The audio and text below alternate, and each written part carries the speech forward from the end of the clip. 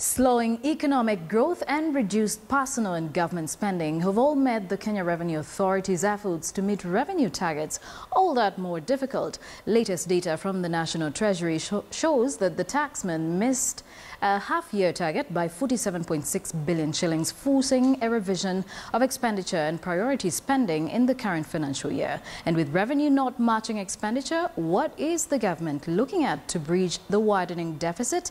KTN's Michael Karanja takes a look at the latest budget policy statement and some of its implications.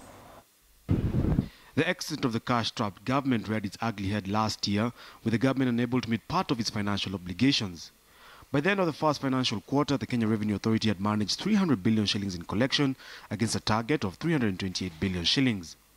Data gathered from the budget policy statement released by the National Treasury shows that the shortfall mainly arose from a dip in payroll taxes and delayed application of the Excise Duty Act 2015. The underperformance in ordinary revenue was mainly on account of significant shortfalls recorded in pay-as-you-earn, which was down 26 billion shillings, while VAT on imports missed its target by 15.9 billion shillings.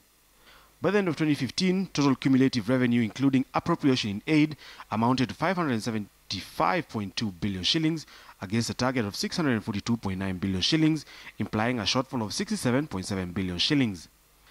2015 was seen as a tough operating year for businesses.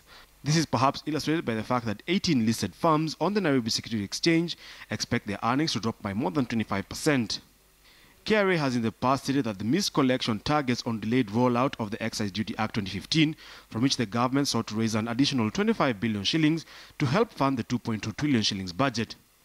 This has forced the government to initiate spending cuts, aligning the expenditure with the revenue collected.